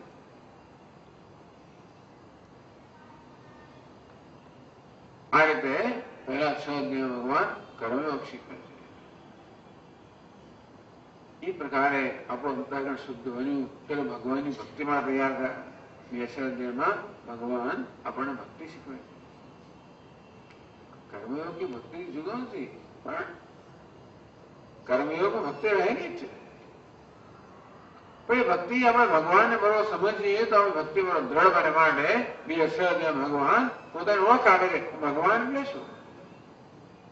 ભગવાન કેવો હોય, ભક્ત કેવો હોય, ભક્તિ કેવી હોય એનો પરિચય આપણને ભગવાન 6 અધ્યાયમાં આપે છે. 7 થી 12 અધ્યાયમાં ભગવાન સમજાવે છે કે સમગ્ર જગત તમારી વિભૂતિ જશે. હું જ સમગ્ર જગતમાં પ્રગટ થયેલો છું, મારાથી અન્ય કંઈ છે જ નહીં. ભલે જ મને અનેકતા દેખાતી હોય, પરંતુ એ બધા વાસ્તવમાં હું જ એક રહેલો છું. માત્ર પરબ્રહ્મ નાન્ય કિંચિત અસ્તિ ધનંજય મહી સર્વમિદમ પ્રોતમ સૂત્રે મણિગણા એવા. એ અર્જુન જે રીતે એક સૂત્રમાં કે દોરામાં અનેક ફૂલ પરવાયેલા હોય માળામાં કે અનેક મોતી પરાવતી રીતે આ સમગ્ર નામ રૂપાત્મક જગત મારામાં પરવાયેલો છે. હું સર્વ વ્યાપ્ત છું, હું સર્વના આત્મા છું. પોતાની પ્રકૃતિનું વર્ણન કરે છે. અપરા પ્રકૃતિ, પરા પ્રકૃતિ, 7મા અધ્યાયમાં એનું જ કંઈક વર્ણન વળી પાછું આપણને 13મા અધ્યાયમાં પ્રાપ્ત થાય. 7મા અધ્યાયમાં ભક્તિનું વર્ણન છે, 9મા અધ્યાયમાં ભક્તિનું વર્ણન છે, 12મા અધ્યાય બધા અધ્યાયમાં ભક્તિનું વર્ણન છે. ભક્તિનું, ભક્તનું અને ભગવાનનું આ વર્ણન પ્રાપ્ત થાય છે 6 અધ્યાયમાં. અને 12મા અધ્યાયમાં આપણને ભક્તનું સુંદર વર્ણન કરવામાં આવ્યું. અદ્વેષ્ટા સર્વભૂતાનામ મૈત્ર કરુણ એવ છે નિર્મમ સમે પ્રિય યો મત ભક્ત સમે પ્રિય. હવે જે મારો ભક્ત છે ભગવાન કે મને પ્રિય છે, એ કોઈ પ્રત્યે દ્વેષ કરતો નથી, જે બધાનો મિત્ર છે, જેને બધાના વાળા કરુણા છે, જેને કોઈ આંતરિક અહંકાર નથી, જે બીજા ક્ષમાશીલ છે, જે બધા સંજોગોમાં બધી સ્વસ્થતા જાળવી શકે છે વગેરે સુંદર એના લક્ષણનું વર્ણન કરતા ભગવાન કે આવો મારો ભક્તનો બહુ પ્રિય છે. તો પ્રશ્ન એ થાય કે ભગવાનને પ્રિય બને એવો ભક્ત એનામાં શું છે જેને કહે ભગવાનને પ્રિય બને? કારણ કે એને ભગવાનનું ઈશ્વર તત્વનું જ્ઞાન છે. આ જ્ઞાનને કારણે ભગવાન મહાન ભક્ત બન્યો. તો એ તત્વ કેવું છે?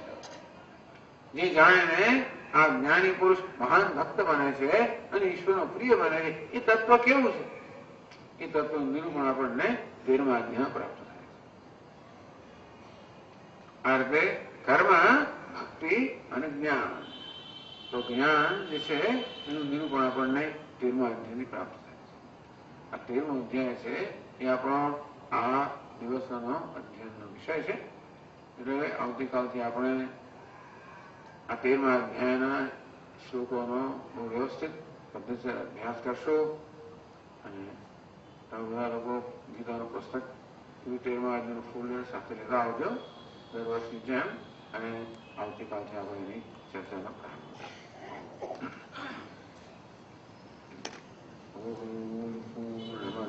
પૂર્ણમિદં પૂર્ણાત પૂર્ણમુદચ્યતે પૂર્ણસ્ય પૂર્ણમાદાય પૂર્ણમેવાવશિષ્યતે. ઓમ શાંતિ શાંતિ શાંતિ. શંકરં શંકરાચાર્યં કેશવં બાદરાયણં સૂત્રભાષ્યકૃતૌ વંદે ભગવन्तૌ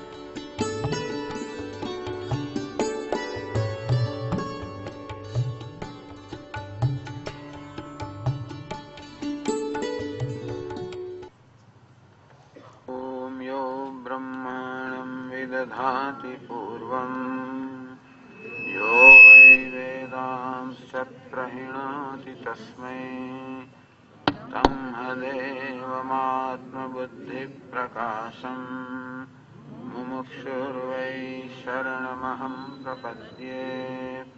ॐ शान्ति शान्ति शान्तिः। ॐ नमो ब्रह्मादिभ्यो ब्रह्मविद्यासम्प्रदायकर्तृभ्यो वंशर्षिभ्यो महद्भ्यो नमो गुरुभ्यः। सर्वोपप्लवरहितः प्रज्ञानघनः प्रत्यगर्थो ब्रह्मैवाहमस्मि ब्रह्मैवाहमस्मि।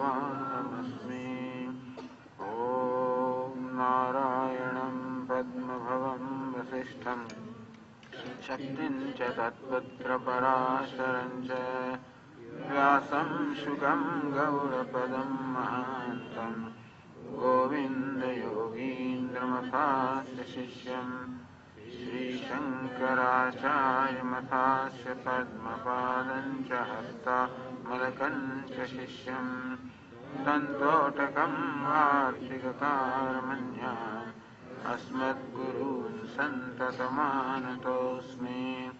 श्रुतिस्मृतिपुराणानाम् आलयं करुणालयं नमामि भगवत्पादं शङ्करं लोकशङ्करं शङ्करं शङ्कराचार्यं केशवं बादरायणं सूत्रभाष्यकृतौ वन्दे भगवन्तौ पुनः पुनः।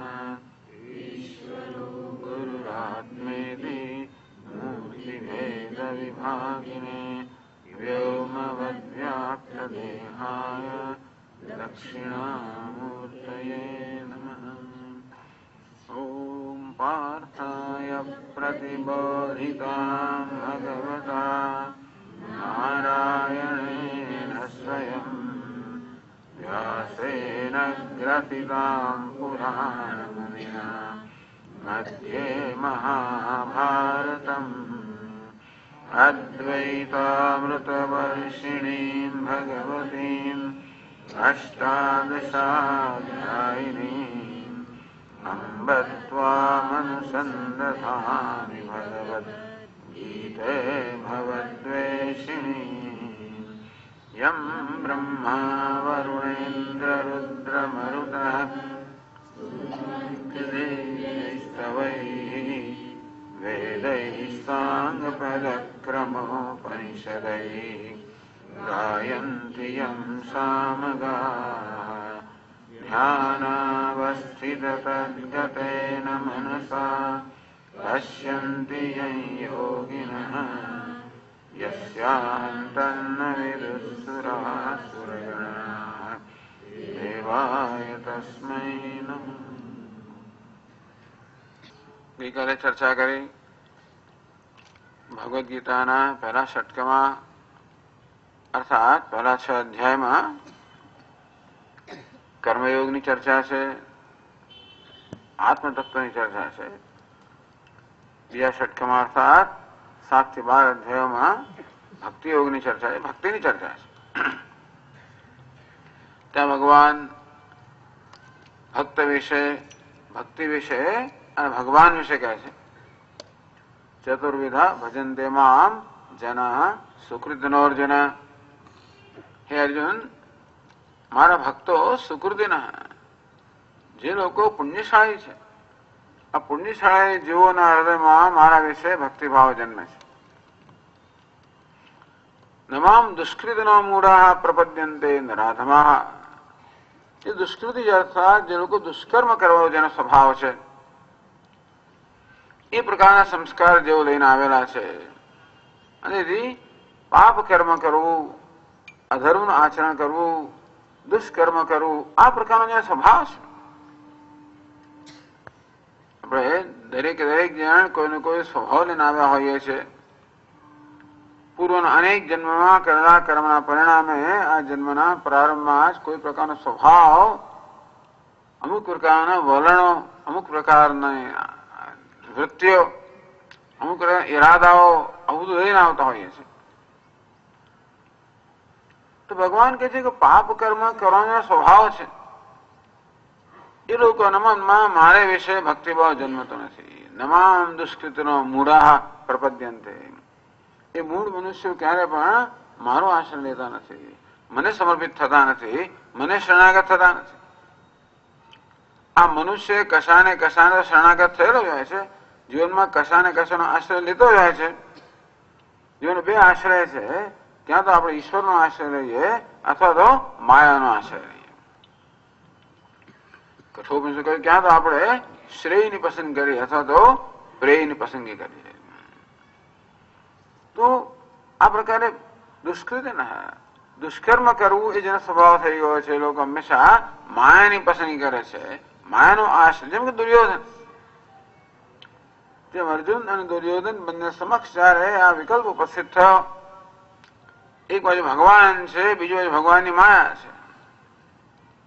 ભગવાન નિષ્ક્રિય છે, નિર્વિકાર છે, અકર્તા છે. એમની જે એક અક્ષોહિણી સાના છે, સક્રિય છે. તો દુર્યોધને સંસારને પસંદ કર્યો, માયાને પસંદ કરી. અર્જુને ઈશ્વરને પસંદ. એ પ્રકારની પ્રેરણા મનમાં જન્મ. સુકૃતિ ના અર્જુન સુકૃતિ અર્થાત સત્કર્મ કરવું પુણ્યશાળી જીવ છે. દેવતાઓ બધા પાંડવ રૂપે જન્મેલા છે અને ધર્મનિષ્ઠ છે. એટલા જ માટે દરેક સંજોગોમાં આપણો મનો વિકલ્પ જન્મતો હોય છે, તો આપણે કઈ ને કઈ પસંદગી કરવાની હોય છે. અને તે વખતે જે સુકૃતિ છે, સત્કર્મ કરવું જેનો સ્વભાવ છે, પુણ્યશાળી જીવ છે, એને આપતો આપે એ ભગવાનની પસંદગી કરતા હોય છે. ચતુર્વિધા સુકૃતિનઃ મામ પ્રપદ્યંતે.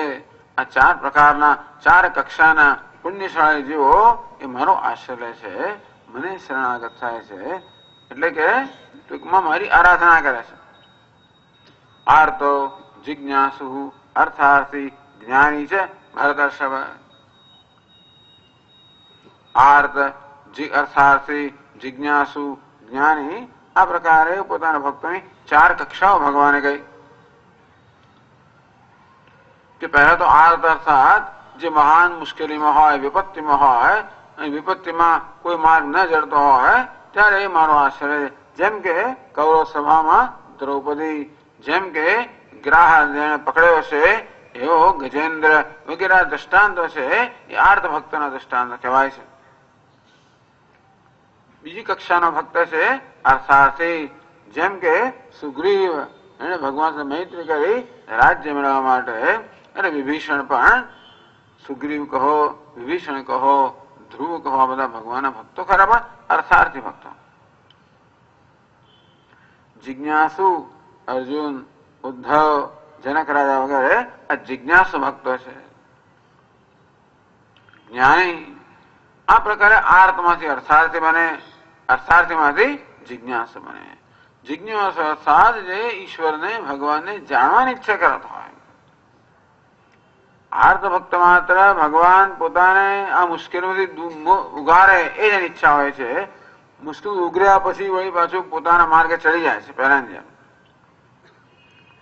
અર્થાર્થી ભક્ત ભગવાન વધારે યાદ કરે, જયારે જો કોઈ જરૂર પડે ત્યારે યાદ કરે. જિજ્ઞાસુ એ ભગવાનને જાણવા ઈચ્છે છે. જેમાં તમો ગુણ, રજોગુણ, સત્વગુણ, સાત્વિક છે ભક્ત. એના પરિણામે એને ભગવાનનું જ્ઞાન થાય છે. ઐક્ય થયા જ્ઞાની છે ભરતર્ષભ. અજ્ઞાની ભક્તો જેમ કે સનત કુમારો ભગવાનના જ્ઞાની ભક્તો છે, નારદ મુનિ ભગવાનના જ્ઞાની ભક્ત છે વગેરે. જનક રાજાને પણ જ્ઞાની ભક્ત ગણવામાં આવે છે. પ્રેમી ભક્ત કહો જેમ કે પ્રહલાદ વગેરે, યુધિષ્ઠિર. આ પ્રકારે 7મા અધ્યાયમાં ભગવાને પોતાના ભક્તોની વાત કરી. 9મા અધ્યાયમાં ભગવાન પોતાના ભક્તોનું મહાત્મ્ય ગાય છે. ભક્તિ એટલે શું? બસ મને અર્પણ કરવું. પત્રમ પુષ્પમ ફલમ તોયમ યો મે ભક્ત્યા પ્રયચ્છતિ. ભક્તિપૂર્વક મને પ્રદાન કરવું, મને સમર્પણ કરવું. જે કંઈ હોય તે પાંદડું હોય, ફળ હોય, ફૂલ હોય, જળ હોય, જે કંઈ વસ્તુ અનાયાસે મળતી હોય, ક્યાંય પણ મળી રહે, જેને માટે કોઈ બહુ વિશેષ પ્રયત્ન ના કરવો પડે, જેને માટે કોઈ મહાન ધન ના ખર્ચવું પડે, એવી સામાન્ય ઉપલબ્ધ વસ્તુ બસ ભક્ત્યા પ્રયચ્છતિ, ભક્તિપૂર્વક મને પ્રદાન કરે, ભગવાન ખુશ થઈ જાવ છે. તદહમ ભક્તિ પ્રવૃત્તમ અશ્નામી પ્રયતાત્મના. એ પવિત્ર પુરુષ, પવિત્ર વ્યક્તિ, કે મનુષ્ય, એ પવિત્ર ભક્ત ભક્તિપૂર્વક જે કે મને અર્પણ કર્યું હોય હું અત્યંત પ્રેમથી આરોગું છું. પછી વિદુજીની પત્ની હોય એ ભગવાનને કેળા ખવડાવતી હોય ત્યારે એ ભાન ભૂલી ગઈ અને ભગવાનને કેળાની છાલ આપ્યા કરે અને કેળાને બાજુ મૂક્યા કરે અને ભગવાને ભાન ભૂલી ગયો, એ પણ કેળાની છાલ ખાયા કરતા હોય. જે ભક્તિપૂર્વક અર્પણ કરે હું સ્વીકારું છું, એને આરોગ્ય છું. કે દ્રૌપદી પછી છેવટે એક પાંદડું જેને અર્પણ કરે, પત્ર, એને અક્ષય પાત્ર ખૂટી ગયું, એક પાંદડું આપ્યું, એમાંથી પણ દુર્વાસા ઋષિના બધા ઋષિના બધા શિષ્ય તૃપ્ત થઈ ગયા.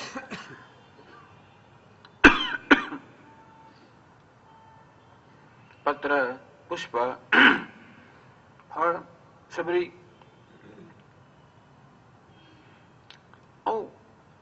અગત્યની વસ્તુ શું અર્પણ કરે છે નહીં, પરંતુ ભક્તિભાવથી અર્પણ કરવામાં આવે. ભગવાન કહે કે હું ખુશ છું. આ ભક્તિમાં ભાવનાનું પ્રાધાન્ય છે. અર્પણ કરવાનું પ્રાધાન્ય નથી, પણ અર્પણ કરવું એ આપણી ભાવનાને પહોંચાડવાની એક રીત છે. જે ભગવાનની પૂજા કરતા હોઈએ, અર્ચના કરતા હોઈએ, આ બધું પણ આ ઉપચાર છે બધા. પણ ઉપચારો દ્વારા આપણી જે ભાવના વ્યક્ત થતી હોય ભગવાનને સમર્પિત કરવાની, અર્પણ કરવાની, છેવટે તો અહંકાર મમકાર ભગવાનને સમર્પિત કરવાનો છે. યદ કરોસી યદ અશ્નાસી યદ જુહોસી દદાસી યદ તપસ્યસી કાંતે તત્ કુરુસ્વ મદર્પણમ. ભગવાન એવું ખરું કે પાંદડું ને ફૂલ જ આપને આપવું પડે? તો કે નહીં, એવું નથી. યદ કરોસી, જે કઈ કરે, યદ અશ્નાસી, યજ્ઞ દાન તપસ્યા, જે કે યજ્ઞ કરે, જે કે દાન કરે, જે કે તપ કરે, જે કે ભોજન, જે આહાર ને જે કઈ કર્મ કરે, શાસ્ત્રીય કર્મ હોય, લૌકિક કર્મ હોય, સ્વાભાવિક કર્મ હોય, સત્કુરુસ્વ મદર્પણમ. બસ એ રીતે કર જેથી એ મને અર્પિત થાય. આમ ભગવાનને સમર્પણ કરવાની ભાવના. શુભાશુ ફલૈરેવમ મોક્ષસે કર્મબંધનૈ. આમ કરવાથી કર્મ રૂપી બંધન ઉત્પન્ન કરનારા જે ફળ વગેરે છે એનાથી તું મુક્ત થઈ જઈશ. સંન્યાસ યોગ યુક્તાત્મા વિમુક્તો મામુ પૈસશે, અને તું મને પ્રાપ્ત કરશે. એટલે કદાચ કોઈનો એવો પ્રશ્ન છે, ભગવાન આપ તો ભક્તના પક્ષપાતી બન્યા, આપે પક્ષપાત કરો છો, કોઈકને જ મુક્તિ આપો છો અને બીજાને નથી આપતો, એવું ખરું? ભગવાન કહે એવું નથી, હું તો સમાન છું બધા માટે. સમોહમ સર્વભૂતેષુ ન મે દ્વેષ્યો અસ્તિ ન પ્રિય પ્રાણી માત્ર પ્રત્યે હું સમાન છું, બધાનો આત્મા છું. હું કઈ પક્ષપાત કરતો નથી, ક્યાંય દ્વેષ કરતો નથી. સર્વત્ર સર્વના આત્મરૂપે હું સમાન ભાવે ઉપસ્થિત છું. જેમ સોનામાંથી ગમે તે અલંકાર ઘડીએ પછી એ કોઈ બેડોળ અલંકાર હોય કે સુડોળ હોય, સરસ સરસ ભાત વાળો હોય, સરસ ડિઝાઇન વાળો હોય, ઘાટ વાળો હોય કે ઘાટઘૂટ વગર, ગમે તે સોનું કે હું કઈ વિરોધ નથી કરતો. માટીમાંથી ગમે તે પ્રકારનું પાત્ર બનાવો, કોઈ સુંદર પાત્ર બનાવો કે પછી બેડોળ બનાવો, પણ માટી તો સર્વને બધાને સ્વીકાર કરે, બધામાં સર્વ સમાન વ્યાપ્ત છે. આમ ભગવાન કહે છે કે જે નિર્ગુણ કે નિર્વિશેષ હું છું એ તો બધામાં સમાન રીતે વ્યાપેલો છું, સમાન જે સર્વ સત્તા સુધી પ્રદાન કરનાર છું, સમાન જે સર્વત્ર રહેલો છું. તો નિર્ગુણ કે નિર્વિશેષ ભગવાનથી ભક્તિ માર્ગનો ભક્તિ સંપ્રદાય ના ચાલ્યા. બધા માટે સરખો હોય એમાં આપણે શું કરવાનું? તો પછી એમાં આપણને શું લાભ? વાત કરે ને, આપણે તો પક્ષપાત જોઈએ. ભગવાન આપણો પક્ષપાતી બને. ભગવાન પોતાના સ્વરૂપથી નિષ્પક્ષ છે, પણ ભગવાને પક્ષપાતી બનાવવો, આ ભક્તિ એવી વસ્તુ છે ભગવાને પક્ષપાતી બનાવે છે. ये भजन्ति माम भक्त्या मयि तेषु चाप्यहम. પરંતુ હે અર્જુન, ભક્તિ ભાવપૂર્વક જે મારું ભજન કરે છે એ લોકો મારામાં છે, હું એમનામાં છું. ભગવાન પક્ષપાતી થયા જ ને. ભગવાન પક્ષપાતી નથી. ભગવાન તો સમાન, ભગવાનની કૃપા પણ બધા માટે સમાન છે ખરેખર. ભગવાન કહી રહ્યા છે કે જે ભક્તિપૂર્વક મારું ભજન કરે એમના પર હું કૃપા કરું છું, એ લોકો મારામાં છે, હું એમનામાં છું, અર્થાત એ લોકો મારી કૃપાને પ્રાપ્ત કરે છે. એવું ખરેખર તો ના કહેવાય, એ લોકો મારી કૃપાનો અનુભવ કરે છે. મારી કૃપા તો સદા સર્વત્ર સર્વ માટે સમાન જ હોય છે. બધા જ ભગવાનના સંતાન હોવાને કારણે બધા જ ભગવાનના કૃપા પાત્ર છે જ. ભગવાન બધાનો શુભેચ્છક છે, પરંતુ એની કૃપાને અનુભવવા માટે આપણા હૃદયની જે પ્રકારની એક સંવેદનશીલતા જોઈએ એ હોય તો ભગવાનની કૃપા જેવો અનુભવ થાય, એ ન હોય તો નથી થતો. સૂર્યનો પ્રકાશ તો સર્વત્ર સમાન રીતે ફેલાયેલો હોય છે, પરંતુ જે લોકો પોતાના બારી બારણા ખોલે એમને જેમ સૂર્યના પ્રકાશનો અનુભવ થાય અને બીજાને પ્રકાશ હોવા છતાં પણ અનુભવ ન થાય, તે રીતે કેટલાક લોકો એવા જે સંવેદનહીન હોય, જેમનામાં એ પ્રકારની લાગણીશીલતાનો વિકાસ ન થયો હોય, અર્થાત ભગવાનની કૃપા અનુભવવા જેવું હૃદય જેનું વિકસ્યું ન હોય, એ લોકોનો અનુભવ નથી થતો.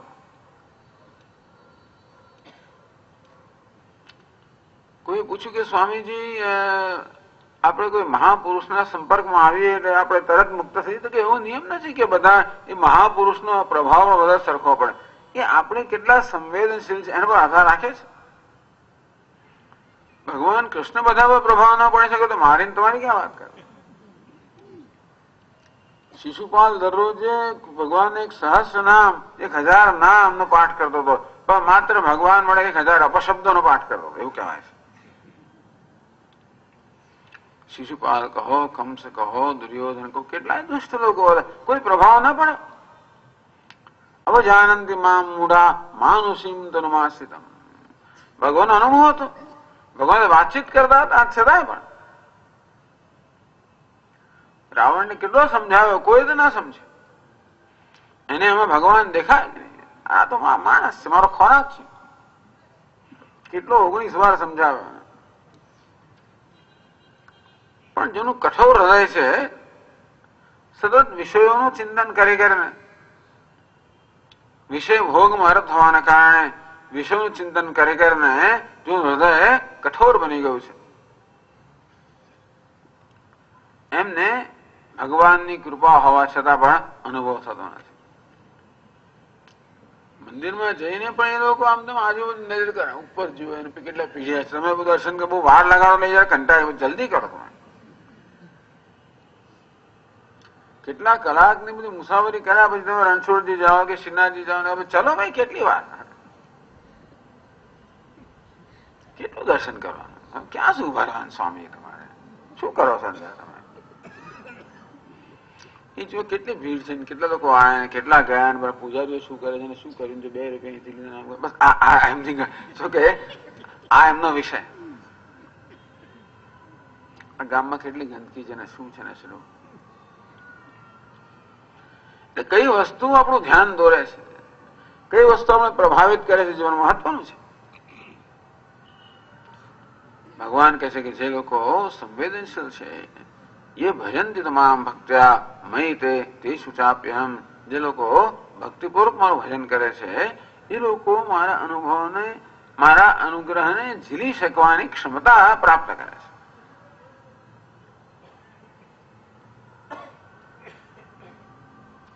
એટલે હું પક્ષપાત નથી કરતો, છતાં પક્ષપાતી જણાવું છું.